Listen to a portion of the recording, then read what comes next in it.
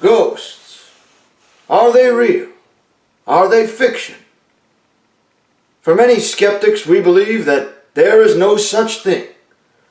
But for one young woman, her opinion was forever altered by an unexplainable experience.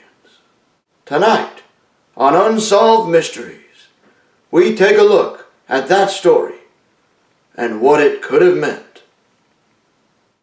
Well, it was like any other Sunday. I did my normal routine, got up, got dressed, just did whatever I had to do around the house. And then I got a phone call from my friend, and I was talking to my friend. I know.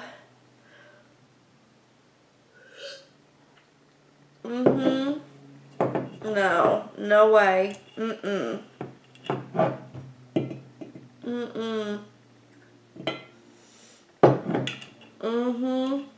Oh, hold on one second.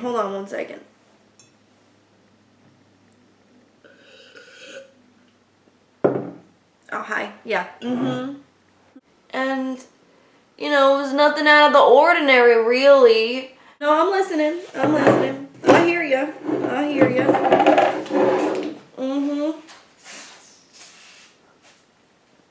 Oh, just give me one more second, okay? Hold on.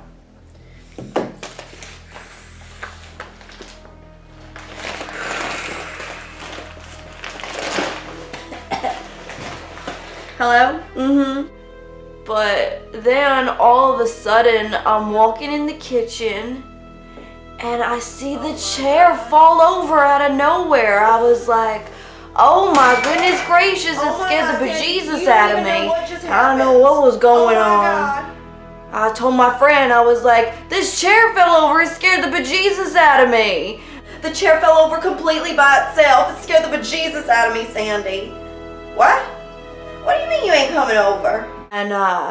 And my friend was supposed to come over, and they decided not to come over that day. So that was the first half of that. That was the beginnings. That was the beginnings of this whole old ordeal that I had to deal with. An alarming and confusing moment that brought many questions to light. What could have caused this? How did I end up hosting this show? For Doreen, this was only the beginning of a horrifying nightmare. So it was a few nights later, and I was sleeping. It must have been like 2, 3 in the morning. I woke to a sound, a large bang in my kitchen. Who's there? And, I called out, who's there? No one answered me. So naturally I got up, went to go look into the kitchen. Hello? And there was just this figure, this large, white, pale figure standing in my kitchen.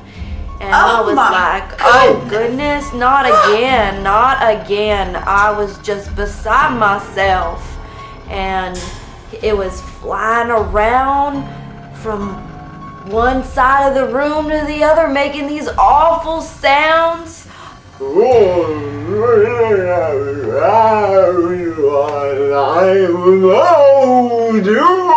Definitely a ghost. I was so frightened, I just ran right back into my room, covered myself in the sheets, and stayed there until daylight. It was just frightening. At that point, I knew I could not do this on my own. I could not survive this on my own, so I decided to bring in some professional help. Enter Teddy Kimball, a self-proclaimed paranormal expert. He accumulated much of his knowledge from studying, reading paranormal-related books, and watching films like Ghostbusters, Ghost, and the 1995 film Casper, starring Bill Pullman. Well, when I had gotten the call from Doreen, she was very, very nervous, very excited, and she had never come into contact with a poltergeist. She had told me that basically she was scared and that she needed a hand. So when I went over there, I was, very curious. I'd been investigating paranormal for about 3 years, and she was basically the first phone call I had ever received. So I was feeling very anxious to head over and investigate the situation and see what my my expertise could bring to the situation. Teddy brought multiple pieces of equipment and whatever the hell skills he thinks he has, and got to work. Okay, 30, 35, right on here. 35.